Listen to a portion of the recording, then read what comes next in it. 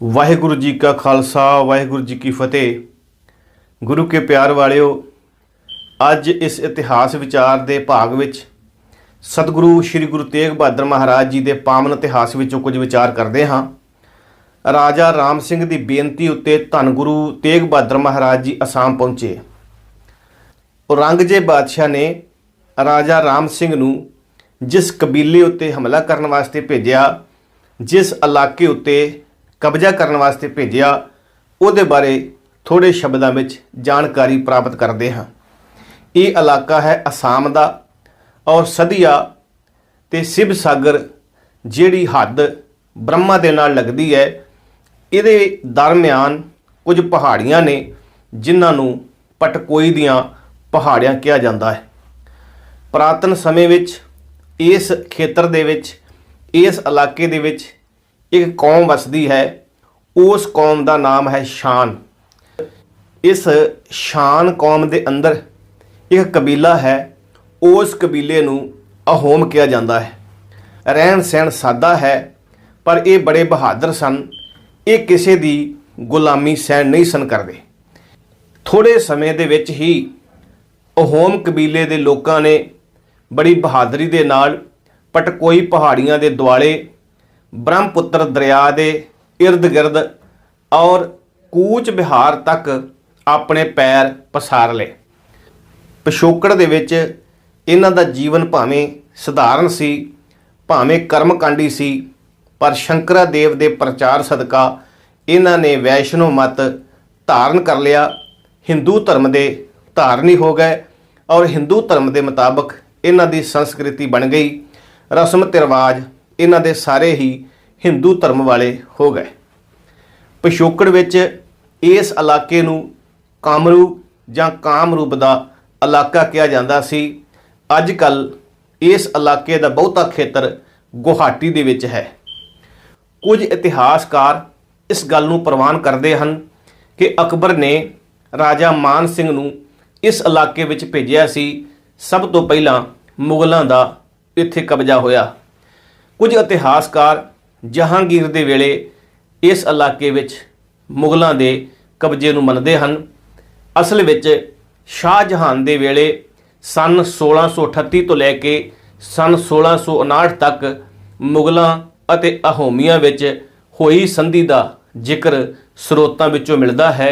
ये संधि लगभग 21 साल बरकरार रही है। जदों धन गुरु तेग बहादुर साहब और राजा राम सिंह असाम विच पहुँचे है, उत्थों के राजे चक्कर ध्वज नूं खबर हुई है। उन्हें खतरे का बिगल वजा दिता, फौजां नूं सचेत कर दिता। नाल उन्होंने एक खबर पहुँची है कि राजा राम सिंह दे नाल एक पीर आया है, एक खुदा दा वली आया है। जिवें धन गुरु नानक महाराज सच्चे पातशाह का ईमान दिलाउण वास्ते लंका के राजे शिवनाभ ने सुंदरियां भेजियां सन। इस तरह सब तो पहला वार राजा चक्कर ध्वज ने उन्हें जादूगरनियां भेजियां ने। राजा चक्कर ध्वज दियां भेजियां हुई जादूगरनियां दा गुरु साहब ते कोई असर नहीं होया, क्योंकि गुरु साहब ते आप निरंकार दी जोत हन। गुरु नानक साहब दा स्वरूप हन।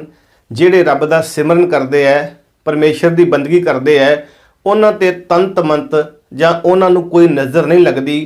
गुरबाणी का वाक है, राम नाम जो जन जपे अन दिन सद जागै, तंत मंत न जो हई तित चाख न लागै। मुकदी गल कि गुरु साहब महाराज जी ते इन्हां दियां करामातां ना चलियां। जिवें कि बाबर दा जबर गुरु नानक साहब ते ना चलिया। जिवें कई पीरां फकीरां ने गुरु नानक साहब ते वार कीते, पर उन्हां नूं साहब दी अजमत दे सामने सिर झुकाउणे पए। इसे तरह जिवें सिद्धा दियां करामातां नहीं चलियां, धन गुरु तेग बहादुर साहब ते कोई शक्ति का असर नहीं होया।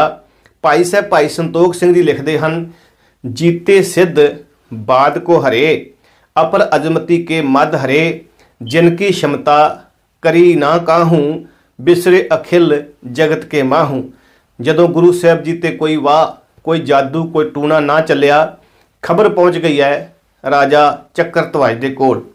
इधर श्री गुरु तेग बहादुर महाराज जी जुड़े हुए लोगों ਉਪਦੇਸ਼ ਦੇ ਰਹੇ ਸਨ।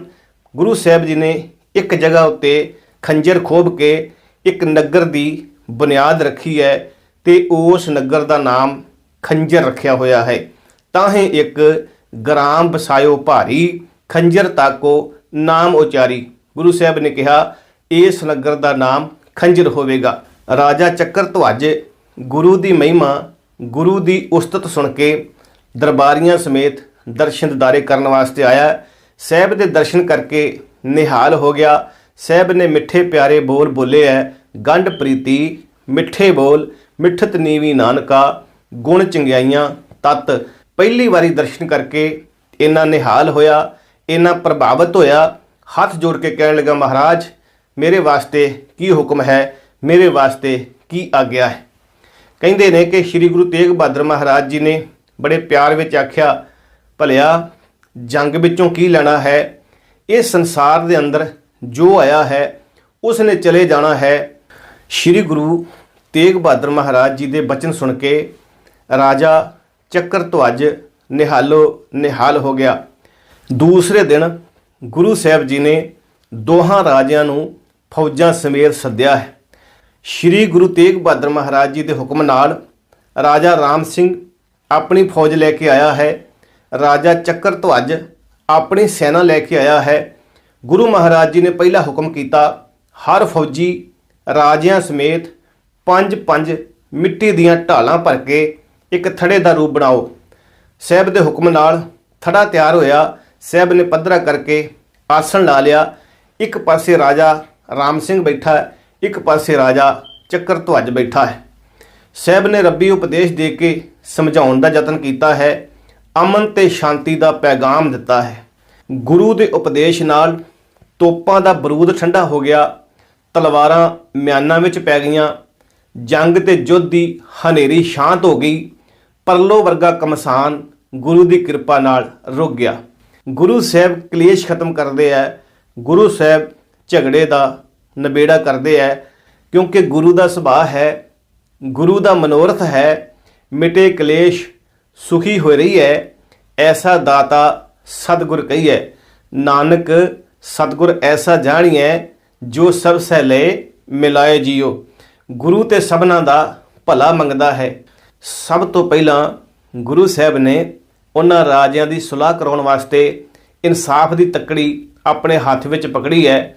ਸਾਹਿਬ ਸੱਚੇ ਪਾਤਸ਼ਾਹ ਨੇ ਜਿਹੜਾ ਲੈਣਾ ਦੇਣਾ ਸੀ ਉਹਨਾਂ ਦੀ ਹੱਦ ਨਿਯਤ ਕੀਤੀ ਹੈ। ਭਾਈ ਸੰਤੋਖ ਸਿੰਘ ਜੀ ਲਿਖਦੇ ਹਨ, ਲੈਣ ਦੇਣ ਜਿਤ ਕਮਨ ਭਾਇਓ, ਸ਼੍ਰੀ ਪ੍ਰਭ ਦੋਨੋਂ ਤੇ ਕਰਵਾਇਓ। ਦੋਵਾਂ ਨੂੰ ਬਿਲਕੁਲ ਸਾਵੀਂ ਤੱਕੜੀ ਤੋਲ ਕੇ ਗੁਰੂ ਸਾਹਿਬ ਨੇ ਇਨਸਾਫ ਦਿੱਤਾ ਹੈ। ਇਸ ਮੁਲਾਕਾਤ ਦਾ ਨਤੀਜਾ ਇਹ ਨਿਕਲਿਆ ਕਿ ਦੋਹਾਂ ਧਿਰਾਂ ਦੇ ਅੰਦਰ ਜਿਹੜੀ ਈਰਖਾ, ਵੈਰ ਭਾਵਨਾ, ਜਿਹੜੇ ਅੱਗ ਦੇ ਭਾਂਬੜ ਮੱਚ ਰਹੇ ਸਨ, ਜਿਹੜੇ ਕ੍ਰੋਧ ਦੇ ਉਬਾਲੇ ਆ ਰਹੇ ਸਨ, ਗੁਰੂ ਸਾਹਿਬ ਨੇ ਕਿਰਪਾ ਵਰਤਾ ਦਿੱਤੀ ਹੈ। ਮੁਹੱਬਤ, ਪ੍ਰੇਮ ਤੇ ਪਿਆਰ ਦਾ ਪਾਣੀ ਛਲਕਿਆ ਹੈ। ਗੁਰੂ ਸਾਹਿਬ ਜੀ ਨੇ ਜਿਹੜੀ ਦੁਸ਼ਮਣੀ ਸੀ, ਜਿਹੜੀ ਵੈਰ ਭਾਵਨਾ ਸੀ, ਉਸ ਨੂੰ ਮਿੱਤਰਤਾ ਵਿੱਚ ਤਬਦੀਲ ਕਰ ਦਿੱਤਾ। ਹੋਈ ਮਿੱਤਰਤਾ ਆਪਸ ਮਾਹੀ, ਬਸਿਓ ਪ੍ਰੇਮ ਰਸ ਉਹ ਹਰ ਖਾਹੀ।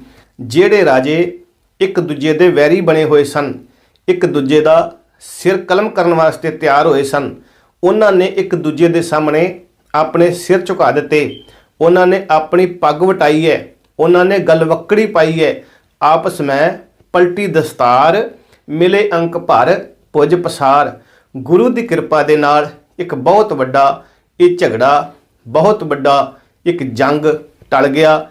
ਗੁਰੂ ਸਾਹਿਬ ਜੀ ਨੇ ਪੂਰਬੀ ਭਾਰਤ ਵਿੱਚ ਅਮਨ ਤੇ ਸ਼ਾਂਤੀ ਦਾ ਪੈਗਾਮ ਦਿੱਤਾ, ਜਿਸ ਦਾ ਅਸਰ ਅੱਜ ਵੀ ਵੇਖਿਆ ਜਾ ਸਕਦਾ ਹੈ। ਧੰਨ ਗੁਰੂ ਤੇਗ ਬਹਾਦਰ ਸਾਹਿਬ ਸਭੇ ਸਾਂਝੀ ਵਾਲ ਸਦਾਇਨ, ਤੂੰ ਕਿਸੇ ਨ ਦਿਸੈ ਬਾਹਰਾ ਜੀਓ। ਅਵਲ ਅੱਲਾ ਨੂਰ ਉਪਾਇਆ, ਕੁਦਰਤ ਕੇ ਸਭ ਬੰਦੇ, ਏਕ ਨੂਰ ਤੇ ਸਭ ਜਗ ਉਪਜਿਆ। ਕੌਣ ਭਲੇ ਕੋ ਮੰਦੇ। ਗੁਰੂ ਸਾਹਿਬ ਦੀ ਮਹਿਮਾ ਵਡਿਆਈ ਸੁਣ ਕੇ ਬੰਗਾਲ ਦੇ ਸ਼ਹਿਰ ਗੋਰੀਪੁਰ ਦਾ ਰਾਜਾ ਰਾਮ ਰਾਏ ਵੀ ਗੁਰੂ ਦਾ ਸ਼ਰਧਾਲੂ ਬਣਿਆ। ਇੰਨੀਆਂ ਬੇਨਤੀਆਂ ਕਰਦਾ ਹੋਇਆ ਖਿਮਾ ਦੇ ਜਾਚਕ ਹਾਂ। ਹੋਈਆਂ ਭੁੱਲਾਂ ਦੀ ਖਿਮਾ ਬਖਸ਼ਣੀ। ਵਾਹਿਗੁਰੂ ਜੀ ਕਾ ਖਾਲਸਾ, ਵਾਹਿਗੁਰੂ ਜੀ ਕੀ ਫਤਿਹ।